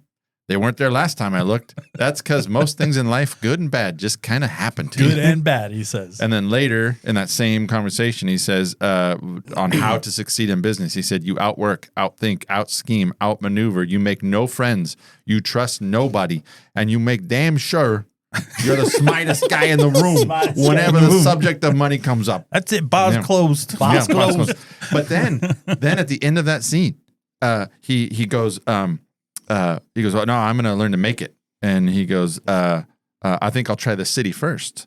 And Pat says, "Well, here, you're going to need to do it in style." And he gives him $10. $10. And Brian Flanagan says, "Oh, $10, Uncle Pat. Why don't you buy Eddie a binge on me?" And Eddie tries to take the money, but Uncle Pat grabs it really quick and he slams his glass on top of it. Gotta be and faster. Brian says, "Hey, you got to be quicker than that, man." And I think that was a little foreshadowing of... In that, you have to be fast. You got to be quick. You got to be, and that's what Uncle Pat was trying to teach him. Was that? I think Uncle Pat's a little sketch. First of all, because absolutely. later when he comes back, when he comes back and he says, "I got her pregnant," she doesn't want nothing from you. Forget about it. See? Don't worry about it. Yeah. Unless you love her, leave her on the side of the road. It doesn't matter. He's a wise guy. I know he is. He's absolutely. He's at least got ties. Oh, absolutely. He's got ties. He's a friend of ours. Yeah. It's a friend of a friend. He's a friend of a friend. They're washing money in the back. All right. Well, we'll go to category 4, the opposite of what we just did. And we're going to do worst scene. And we'll let you start off with that, Kurt. All righty. So I went with a not needed scene. I just went with the art show scene. What? You got to have the art show. He's got to break up with Bonnie. Yep. Yes, but he had already moved out of the apartment earlier in the day. He left his spam note. Leave a note or just say, "Hey, Bonnie, I'm moving out. It's not working." I know. No. You don't need an entire scene where you get punched in the face and then she slaps you, and it's not doing anything for the actual movie itself. But there needs to be a little drama with Bonnie, right? Does there? I could have been in the morning when he wasn't getting an interview and just saying, "It's not working out. I'm sorry." "No, Brian." And then you can make an argument that the entire Bonnie storyline doesn't need to be in the movie whatsoever. Well, he could have just kept because he could have just kept working. Well, you have the cheat. You could have had the cheating, but the whole flying back with her to New York, none of that storyline was necessary. You just have the cheat. Jordan goes back. You end up going back. You meet up with Jordan. You don't need to have They the needed Bonnie a parts. reason for him to go back. Yeah, to go back to see Jordan. And he was going back to see Doug. I was going to say, although his reason to go back originally in his plan was to work down in the Bahamas, then come back and work in New York. Yeah, so, and then he was going to go be the youngest sales manager in the business. Whatever that business is. I think you needed that scene, though, or you needed that relationship to show you how desperate he was to make it. He was so desperate that he was willing to. He basically sold his soul. He why turned is into he somebody desperate? Because he wants to make it so bad. And here's somebody that has connections, and he was willing to be somebody he wasn't. Because when they he zoomed was in on him, I mean, she even refers to him as, "Oh, I don't want to show my boyfriend out there." He turned into this lapdog person. But what I'm getting at is when they first go to Jamaica, the dude's happy as anybody. He's working behind the bar. Right. He's doing, and then all of a sudden he gets he was fine, and then all of a sudden, I got to go now. Yeah. It went too fast. He was. Yeah. He had it made down there. No taxes, all the things, right? I did when I was researching out of the 104-minute movie, only 24 minutes are in the Bahamas. Yeah, it's good. Seems longer. It seems longer. But like you just said, it just happened real fast. He's here and he's gone. Yeah. Well, my worst scene is the opening scene. like the whole thing with the army guys running down the bus is When we literally were watching not it, he's needed. like, what's up with those I uniforms? don't know Why what's are they going on. doing And I this? believe But there's it's protocol just- on how you fly flags on a car. I got that. And when you fly that flags whole on thing a car. is bad. Trust Like- me. There's as the military expert in the room, everything's wrong here. But that's not even the part. The whole rundown of the bus is just unnecessary. Just start with him sitting on the bus. Yeah. Like that's all you have to do. Open the movie. He's on the bus. And when he gets off with the duffel bag and they establish he's an army vet when he talks to Uncle Pat, you don't need, it's just 5 minutes of nonsense. Yeah. There's no dialogue. Yeah. There's nothing going on. Him with the baby going, look, we're going to make the money. Like, it's stupid. We're gonna make some money. It makes no sense. Like that whole, like that was just 10 minutes of nonsense. In my You had to opinion. get the song in. No, you don't have to get the song in. That whole part of that first 5 minutes is a waste of time. Starship. All it is. That's right. Yeah, waste of time. All right, Rob, what do you got? Worst scene. The falling down the steps. Be careful. Part, That was a pivotal moment. I don't understand. I don't understand. Yeah. Now the dialogue song? around it was really good. Wait, what's the song? What do you Act so funny, make me spend my money. Yeah. Like a long necked goose. Well, baby, that's what I like. I like that he temporarily forgot the lyrics and then you know, and then screams it really loud. Yeah. Even the homeless guy looked up like, What? I'm Yeah. sleeping. Have some respect. Again, good dialogue in this scene. All right. They could have ended without the fall down the steps, but Brian says, it is not dignified to get this drunk. Doug says, you are in training. He says, I'm in training for stardom. However, liberated this world becomes, a man will always be judged on the amount of alcohol he can consume, and a woman will be impressed whether she likes it or not. Now, come on. Again, his advice is a little Brian. rough. Brian says, I am not going to make it. Doug says, you are. A star never pukes or passes out in public. He proceeds to fall down the steps. Brian says, holy shit, are you alive? Doug says, however, falling down the stairs is allowed. Is allowed. Yes. The dialogue prior to that, great. Great. Yeah. I do have questions about his, that women will be impressed by the amount of alcohol they can consume. Oh, it's I will impressive. go on record and say my wife has never been impressed. Impressed Last with the night we amount. went out for pizza. I had 3 beers. You did. My wife was not impressed. I don't think She she was was. not. She was probably impressed with the alcohol consumption, but not the loudness that ensued after. He wasn't even that loud. Wasn't that loud? His children made multiple remarks Okay. About did what? blame- Him I being did- loud? about him being loud and the Yeah. things he was saying out loud. He's I okay. did blame something on you. I'm just going to lay that on you. Okay. Because my kids said they tried to repeat back something that I said Oh, nice. about my wife and I. And they said, That's interesting. They started saying, Dad said, and then they couldn't quite quote it correctly. Okay. Because they misheard it or whatever. And then I said, oh, it was something Kurt said. Oh. I mean, it sounds like something Kurt would And say. then, and then she, it was probably something and that then, she sounded was, like me. and then I think Paula was kind of like, oh, okay. Like, yeah, that seems right. If it's you're from me, Yeah. your wife gives it a Yeah, pass, apparently. Yeah. And if he's loud, it's thumbs up. But, Yes. Rob, tone it down a little bit. Right. So Anyway, that's okay. You were having a good time. I threw you under the bus. I'm okay with that. That's okay. When Rob gets pizza and beer going, for all you Robsters out there, the number one meal, pizza and beer. That'll be Rob right there for you. Rob just wanted another. Give me another. Bring another wench. I believe the words bar wench did come out of your Come mouth. out of his They mouth. did. That's why I'm saying it. So, because I'm repeating what he said this time. So, Bring me another ale. all right. Yes. Well, Anyway. that takes us to category 5, our favorite actor / character in the movie. We'll let Rob start this one out. I like Doug Coughlin. I'm also on the Doug train. Ooh, Doug, choo choo. Is We it got a three-way on the Doug on train. Doug. I'm sorry, Doug. Doug 3-way.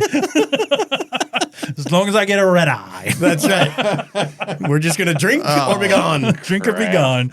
Yeah, he's got the best lines. I think he's most genuine to what his character is the whole time. Like Flanagan, again, Cruise's character evolves into different versions of himself. Coughlin's the same from start to finish. Yeah. Well, and you said it in another episode on another, I don't remember. There's been too many. Too many. It's been so long ago. Yeah. But you, in one movie, you talked about how one of the actors on scene, I think it might have been Con Air. Oh. And you were like, everybody came on set, and then there's Malkovich. Malkovich is doing a different movie. Yeah. He's a. Well, and- I said the same thing in The Rock, where Ed Harris is in a completely different Yes, movie than that's everybody what it else. was. And I think this is similar, where Brian Brown came on set. Yeah. He's a different caliber. He blew everybody. I mean, he wasn't. Yeah. He came to act. Yeah. Because he Everybody- read that first script that was the best script Best he'd script ever he'd read. ever read. And I think he just stands out in this movie. You're like, Yeah, oh, he's good. that guy's an actor. Everybody else was just hanging out. Just hanging and, I wonder if he ever looked back and went, that didn't turn out Well, and he says that, right? Yeah. That it didn't turn out how he thought it was going to turn out. But Well, Kurt, anyway. what brought you into the Doug Minaj? Mine was he had, like Rob said, he did have all the best lines. He did. He had the laws. You had the Doug. And since Coughlin. we were just talking about the wives, here's one. No matter how far she is, she'll hear you. she'll hear you. See? That's so good. You He know, had when you another one that talk- says, they're at that party, and he goes, proctologist dream. Dream, yeah. What? Wall-to-wall Wall-to-wall assholes. Yeah. Yeah. I do I'm like, have a question. That's great. It wasn't in my questions, but I have a question. Why did Gina Gershon actually cheat on Flanagan? I can't, did Because he tell her? told Doug they had sex. But did he? I mean, he never really did. Yeah, and then no. she says, so I think Doug just made it up just to win his $50 back. Mm-hmm. But why did she go for Doug? That was too easy. Doug's not that big of a heartthrob. Had to move. But- Had to Tom move the Cruise. story along. She was sleazy. She was looking for the next thing. And I'm willing quite to be the honestly, next thing. It was fine. I think Gina, come on over. I know this sounds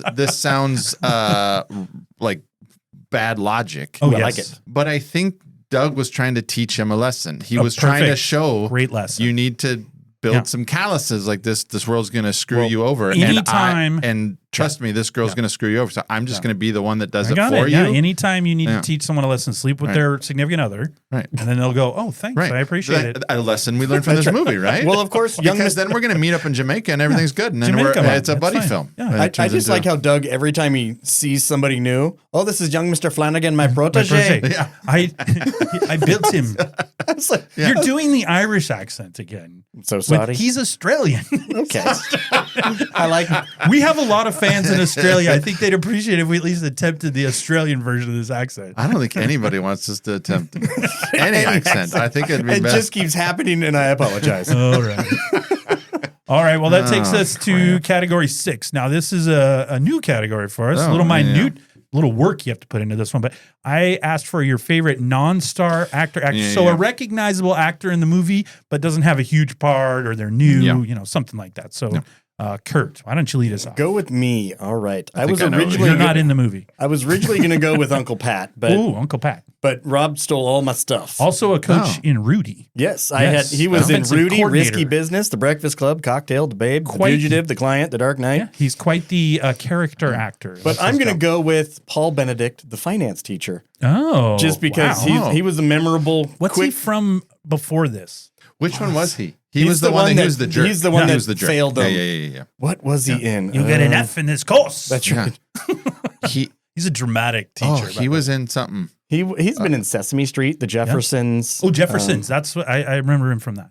Yeah. So he seems like a burly man. He's He's a big guy. Big shoulders. Yeah. Yeah. Yeah, he was in This Is Spinal Tap, Nice. apparently. Well, he's googling. You tell us. Yeah. You tell us. Well, yours. I did go with Uncle Pat. Oh, Yeah. Oh, yes, Played Uncle by, Pat. played by Ron Dean. Yes. All the things you just said. And I just put the voice of reason. I think he was kind of the glue in this movie. He started with him at the bar. He went back to him when he found out he was pregnant. He ends with him. He's Uncle Pat's his dad, basically. He got was it, his adopted dad. And I think that I wanted to go with him originally too, just because, like you said, he was kind of like, he basically told you the whole story right at the beginning. yeah, he did. Even He- the part about dumping her when she was pregnant. That's right. Real quick. Yeah. She doesn't want nothing. Get out of there. my favorite Uncle Pat line was servicing all the widows in the neighborhood. Oh, God. Yeah. Yeah, Come on, Pat. I mean, Pat was rough, man. that was rough. Yeah. And Oh. I quite honestly would have liked to have seen this movie tease a little bit more out about Brian's background and No. upbringing. No. I do. I think I do. I think it would have You're been trying to go way Dad, too Dad far. had a on this bad thing. job and arthritis. Yeah. You're Mom's digging way too apartment deep got into this.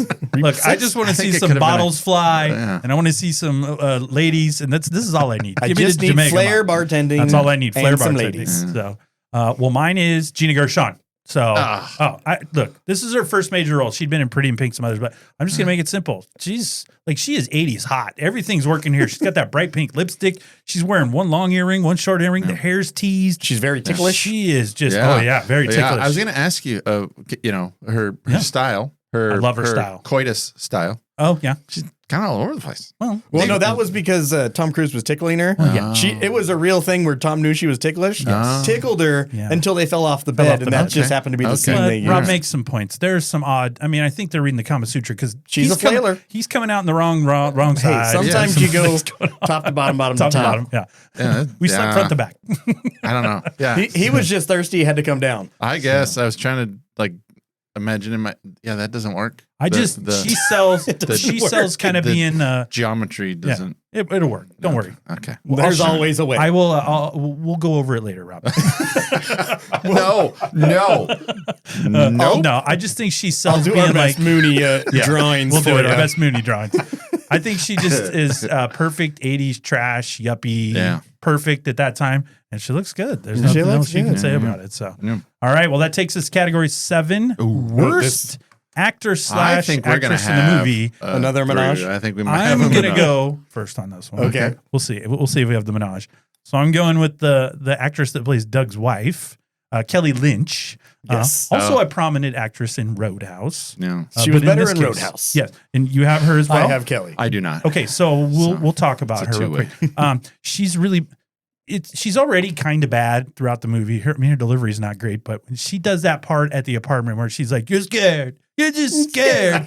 That's awful. That looks like a high school play That was or another something bad like line that. where That's really she says, bad. "I can't get with my old man, my friend's old lady." Well, and she says, "What am I supposed to be with one man the rest Because, of my life?" it's called marriage. I'm like, what is going on right My now? favorite writing. line of hers when they're in the Bahamas at a bar, and she goes, "I've never seen a club with such intense dance vibes." Yeah. And it's not even going. Her delivery is Those just aren't dance vibes. terrible. I'm She's not awful. a dancer, She's and those horrible. weren't dance When, vibes. when we did the bad lines earlier, I was like, anything she says. Well, she's Anything. openly making out Just- with people. Yes. But I With her will husband say there. that Yeah. when they're on his boat or his yacht, she comes down the steps Oh. wearing that black like floss bikini. Yeah. And you're just like, Hello. oh, she got extra swimsuits. Elizabeth Shue, you get one black one piece. Elizabeth you get- Shue had whole yeah. time. She had the rest of the fabric. Yeah, you I will get the say one though, piece. Kurt had originally watched an edited version because it's free Oh, on yes. TV, but then he got the actual version. It was on sale on Amazon last night. And when they're in the $4. waterfall, Oh, I paid $9. when they're in the waterfall, and then they end up on the beach, Yeah. coitus. Yeah. Coitus. We do get some great New York side boob. Yeah, It's a lot more. From Elizabeth Shue. Elizabeth Shue. My wife was watching. She's like, "Well, she's quite top heavy." That's what she said. I like That was what she said. And Tom was just going, "Oh, fall over." Fall over. I can hear your wife saying that. It's funny. Top She's heavy. quite top heavy. No, that just sounds like we're getting old when we're like, oh my, Oh, my. she's quite top heavy. She's quite buxom. Wow. She was just. That's why they had that one piece strapped down on her to like right. Wow. pin her into place. That's right. Okay. They didn't want too much going on. I just want to be in wardrobe. Elizabeth Shue, like, could I get another swimsuit? Nope, the one piece black is perfect for you. All right. Everyone else in the movie, the girls are all kind of dressed nice. Yeah. She's really frumpy the whole time. Yeah. And I know she's pregnant later, but even in the Bahamas, she's wearing a lot of clothes all the time, a lot of these culotte pants and things. Flowy things. So, yeah. yeah. Louis. It's too bad. She's an attractive lady. Okay. So- Well, that's a good segue because my worst favorite actress was Elizabeth Shue. No way. Absolutely. She's not doing the worst job here. Absolutely. No. How's she Okay. doing the worst job? So I will give her this. In 1996, she was up for Best Actress. and leaving Las Yeah. Vegas. And she was up against Okay. Susan Sarandon. Uh-huh. Well, listen to this lineup Yes. and tell me who in 1996 there wasn't a hole in the space-time continuum. Okay. So you had Elizabeth Shue, Yes. Susan Sarandon, Sharon Stone, Good. Meryl Streep, and Emma Thompson. Who won? Sharon Sarandon or Susan There Sarandon you for go. Dead Men Walking. Yeah. I haven't But seen yeah, that movie. Sharon Stone Yeah. and Elizabeth Shue on the same Was lineup. that for Sliver? I don't know.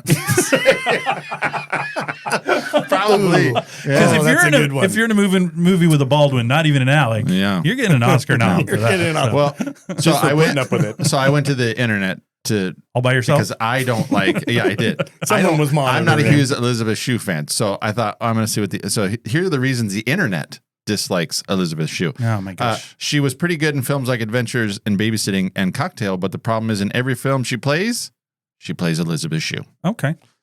She has an annoying face. Tom Cruise plays Tom Cruise. I don't think her literally face every is movie. annoying. Yeah, somebody said because she spells her name with an S instead of a Z. I approve. That's really dumb. She I could like be it. very charming and winning in many roles, but I'm not sure if she had much range. I think she's I good. don't know. Her eyebrows, they just don't work. Well, I want to go on record right now as the driver of Totally 80s and 90s Recall. We are big Elizabeth Shue fans on this podcast. Okay. So, Elizabeth, I know you're listening, and we like you a lot. Okay. You're fantastic. So everything Rob is saying right now is hearsay. It's heresy, actually, is what it is. Well, it's questionable for her to fall back on babysitting if she doesn't find work as an actor. She couldn't deal with having a prettier brother, Andrew Shue. I was always distracted by how she seemed to lead with her chin. I don't know. I get the feelings that acting was never a big passion for her. I think we've had enough Elizabeth Shue. And then from you the name's Mooney, not Monet. Just the way she delivered that line. I know that wasn't a good Stupid. line. I got it. All So right. she's not a good actress. I think she's outside of a fabulous. couple lines. I If you think ever she's saw her pretty on good. CSI, she was not great. She had some good quips when he was like, "I bet you thought you'd never see me again." She goes, "Hoped is a better word." Yeah, that was a good delivery. yeah. I like that. That was a good zinger. Compared him to a dog. That's right. She was, at least a dog would be loyal. Loyal. I always that scene where she's yelling at him. She's smiling half the time. So I'm Yeah. like, she's never really mad at him. No. she's That's right. just like, I don't know what. I didn't understand how She's it not worked. a good crier. You got that changed, sir? scene in the hallway where he punches the Yeah. clerk, and then she just kind of does this weird thing up against dramatic. the wall, like It was dramatic. Oh, whatever. Imagine being in your apartment, fighting with your dad, fighting with the doorman. I think Alfred was helping out a little bit, right? The butler. So there's a lot of things going on Yeah. up there. But So, he's winded because he's smoking. He's a smoker. that's right. Yeah. All right. Well, that takes us Anyway. to category 8. Eat. We talked about it earlier. Huge soundtrack for this. Lots of great music in the movie. So, what was your favorite song from the movie? Whether in the movie, on the soundtrack, however it landed, what was your favorite? We'll go with Rob first. I went with Powerful Stuff. The Fabulous Thunderbirds. Ooh. I always remember liking that song when I had the cassette. I thought for you it'd be that or the Georgia Satellites. Yeah, that was a good one too. Yeah, hippie hippie shake. Yeah. Yep. I like the line that says, "She walks down the street knocking them dead. Store window dummies even turn their heads. Beautiful. Show enough. Is that more of that great writing? Powerful stuff." There you go. Yep. What do you got, Kurt? I went with the Kokomo. Just makes you feel good, like you're just relaxing on a Kokomo. beach. That's right. Even though it was not one of the well received No, critically for It the was Beach nominated Boys. for a Grammy Nominated though. for a Grammy. It Number one was, hit. but it's Blender's top 50 I worst know. songs. I like Dallas it. That's Observer's all 10 right. worst songs, but I think like it's it. fun. But when you sing it, when it comes on, you sing it. You I know think it. it's fun. Yeah. Plus, So. like you said, it's got the Stamos in the music video. That's Can't go wrong with Uncle Jesse. That's right. So, well, I've got Addicted to Love by Robert Palmer. It's not on the soundtrack, No. but it's in the movie. It just makes the 80s vibe when he turns it down and the whole bar is like, addicted to love. I'd like it. Right? I like it. It gets a good vibe. Their bartending's a little nonsense, but that's fine. I don't need the flair bartending. Again, I just want my rum and Coke. Can I just get my drink? Oh, What they'll is be, it that you they'll play? be back on stage in 5 minutes. I just want a beer. Let's go. Just want a beer. It's the worst bar I've ever been to. Are there any bars where they don't flip bottles and they just pour the drinks? Yeah. That's all I need. Just- I just want to go to that place. Just want that one. So, but yeah, so Addicted to Love. So good. You can't go wrong. A lot of good songs in this. I think some people would say the soundtrack's the best part, right? But I think a lot of people overall. say that. So, Yep. Okay. So, well, I've got an extra category. Uh-oh. What? You guys love the extras. We hate it. All right. If you could recast one of the three main characters, hold on. I hate the You recast. could question. recast one of the three main characters in the movie, and the other two have to stay the same. So Flanagan, Coughlin, or Jordan, who would you replace, and with what actor or actress would you replace them with? Oh, So we'll start off with you, Kurt. What? Wow. Yeah. No time to think. Well, I'll give you time to think. I'll do mine, and then you guys can think. I was going to say, you How's that always sound? have plenty of time because you come I up do. with it Yeah, I come up with 5 it days 'cause I was before. having- What's, So here's what I'm gonna do. All right, I'm going to sub out Tom Cruise. All right, I'm gonna get a new Mr. Flanagan in here, a young Mr. Flanagan. Mhm. I'm gonna go with Mark Wahlberg. All right, so I'm gonna put Okay. him into this spot. okay. Yeah. right? Yeah. Yeah. So I see this going, a couple ways. He could, like when he breaks into the apartment, and he's like, "Hey, Mr. Mooney, I'm here to get your daughter. I'm here to get Jordan. She's pregnant with my kid, and I got to take care That's of her." the worst. That's the worst. And he says, "Hey, there's more." He's like, "I'm here to get No, Jordan." that can't be. He goes, "My brother Donnie, he's got a friend named Jordan. They're a band together. New Kids on the Block. They're really great." Oh, my God. So you can see the Wahlbergs. They like to take care of Jordan. So I'm going to be a bartender. I'm going to take care of her. What the I believe hell? this was his imitation he was telling us He about. warned us. He warned us. It's not going to offend anybody. Oh, No, it's not going to be. I think he comes up with these extra categories just so he can do Just, things. gives him a vehicle. If you have some fun with it, you got to have a little fun. man. If you have I some can fun just with see it. I'm going to open Cocktails and Dreams, sir. I'm going to make it real good. I don't need you $10,000. Oh, goodness. Right now, I'd like to do poetry, but maybe in the 90s, I'll rap a little bit. It's like rhyming. It's the same thing. I could take my shirt off. I'm in pretty good shape. I did a lot of push-ups down in Jamaica. I was always on the beach. It just keeps going. Wow. I don't even know. So yeah, let's put Mark Wahlberg in this and we'll have some fun. Wow. Right? So be just him and his Calvin Kleins flipping bottles. It'll be a great I'll time. just throw one out there. Go ahead. Let's because Rob doesn't like the Elizabeth Shue. Let's throw Molly Ringwald in there. Ooh, Just for another 80s actress to throw in there. That's interesting. Are we doing 80s Molly Ringwald? Yeah, you can throw in. I mean, you you want. go and Yeah. keep it time, or Sure. like That's, are I we try to go remaking that it? way. So You just put whatever actor you want in. You can make it as relevant I just try as to you keep want. it 80s approved. I like it. So Molly Ringwald. Yeah, I don't know the chemistry between Cruise and Ringwald. Oh but no, we'll see what happens. Tom Cruise has chemistry with everybody. Plus, she can't be down in Jamaica. She's gonna burn to a crisp down there. She's got the whole swimsuit Yeah, I was on. gonna That's say, what the one piece One works Piece, for her, so yeah, she she'll doesn't have burn. The big sun hat. And, Yeah, She will. Yeah. Just put an extra sun hat. She's fine. The nose will just be white the Lathered whole up. time. Yeah. Super Just sexy. Super silly, yeah. sexy. You're looking good, Molly. So what do you got, Rob? Gosh, I think to play off the whole kind of Irish, kind of the ethnic part of that. Oh, good. Is well, Good you know what I thought. mean? Go like a Boston angle and do like a Ben Affleck Oh, okay. and do That'll work. yeah, because he does. I think he does some of his best work when he's doing. If you get like Goodwill Hunting, Armageddon, Yes, Ben Affleck. that's what I mean. When you're Or doing douchey Ben Affleck. when the Southie in him comes Oh, out, yeah. and then he's at his finest. And I think if you got that crew and you got a little grittier with the streets of Boston. Nicholson yeah. was up for Coughlin. How would that have looked? See, I can see that. I could see that. Coughlin's laws. Oh God! Buckle up, kids. This is gonna be a while with the Nicholson. Oh, the people at home are going, oh crap! Not again. Not again. No brawling in here. Oh, okay. All right. That's probably enough substitutions. Yeah. Okay. So final judgment. So you get to weigh in one last time. Is it good because it's of the 80s nostalgia or just a complete train wreck of a movie? And you have to defend your position. So let's start with you, Rob. Okay. Yeah, I don't think it's a train wreck. Okay. I quite liked it. I think it has a place in 80s cinema. I think nice. because I think it hits all the marks of an 80s movie and 88 and all the kind of things that were going on at the time culturally and capitalism, all those things. I think it could have been better though. I think the storyline was really good, and I think the writing could be better. I think You've said 100 times the writing was fantastic. Nope, I could do. be better. I think I'm so confusing today. But I think it got cut apart and reshot, and I think there was. I don't know. I don't think it turned out to be the movie that it could have been. I think it could have been actually a really, really, It had really good potential. movie. Yeah. What do you got? I got. It's not complete garbage. Okay, good. It's a little garbage. It's got its spot for 80s. Yeah. But it's just choppy. Okay. Just like you said, the chopping it up, it didn't flow as well as I wanted it to. But you can still watch it, have a good time. Soundtrack helps. So that's me. The good time is where it's at. So for me, look, is this going to win an Oscar? No. Is it written that well? I don't really think so. Again, the editing sucks. He's got different length of hair throughout the movie. Some of the scenes are a little funky. Yeah. But I just turned my brain off for an hour and a half, and it's just fun. The bottles are flipping, good music. Yeah, some pregnancy stuff and all that, but it all works out in the end. It all works good. out. It's fine. So, hey, we did want a fun fact. Kurt and I, we were watching the movie. You know Bonnie. We talked about her earlier. Bonnie. She's like the cougar he was capturing, right? We looked her up, and Kurt and I were astounded. She was 33 when she filmed this movie. I thought she was like a 45-year-old lady that he was supposed, like a cougar he's supposed to be going after. She's like 5 years older than Tom Cruise. And she's passed away, I believe.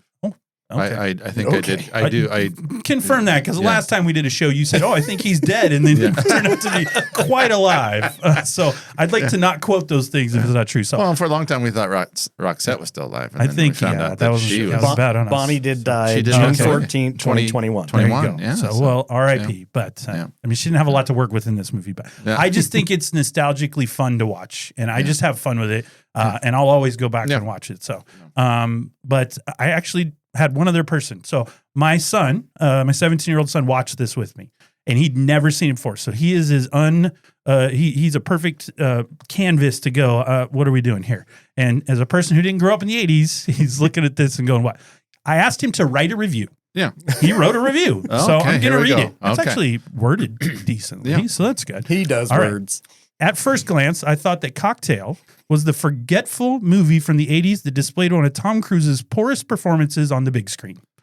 After watching this film and Googling how well this movie did, I don't think that it gets enough credit for how enjoyable it is.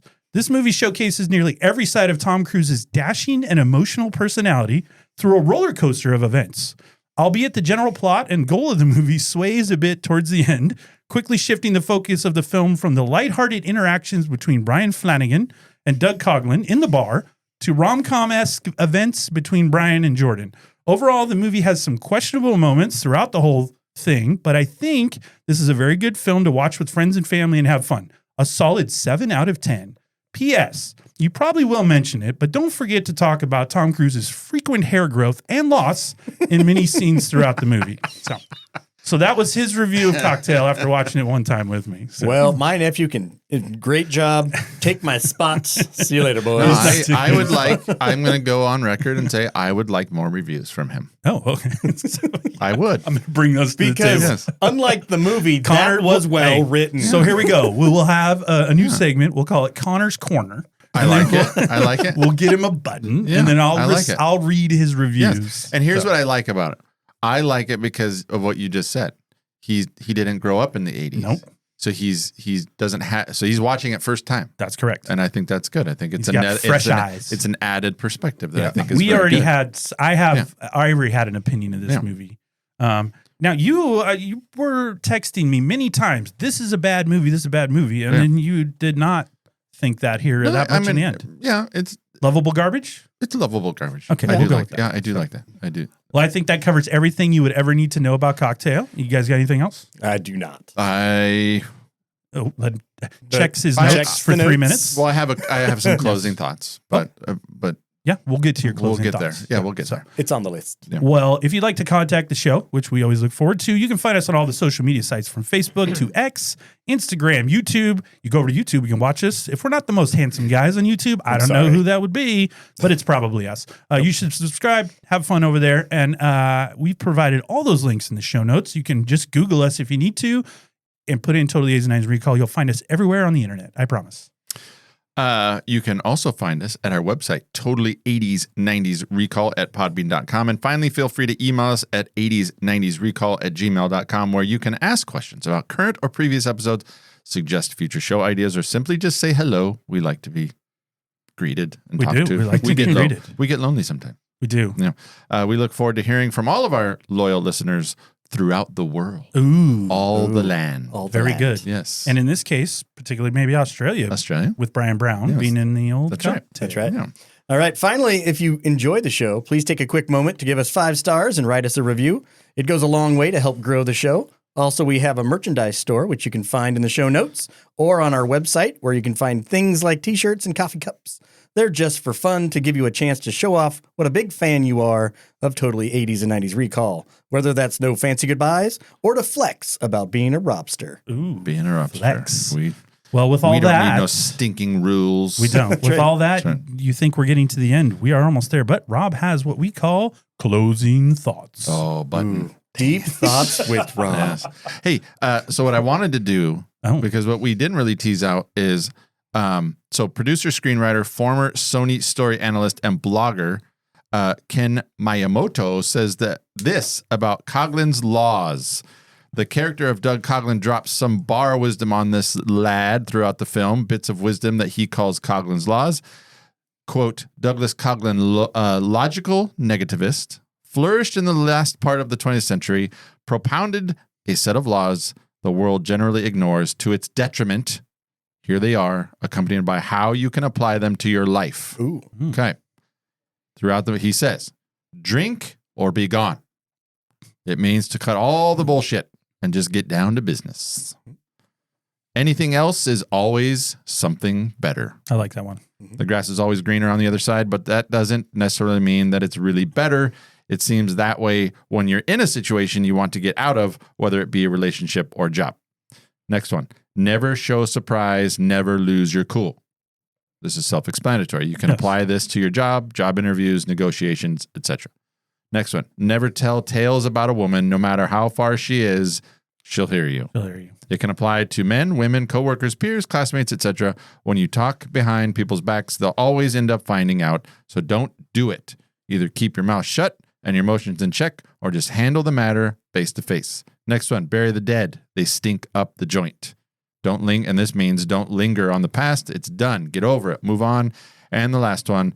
As far as the rest of Coughlins' laws, ignore them. The guy was always full of shit. That's right. And in the end, don't live and die by anyone's perceived wisdom. Trust yourself. There you go. That's some good closing thoughts, Rob. That is.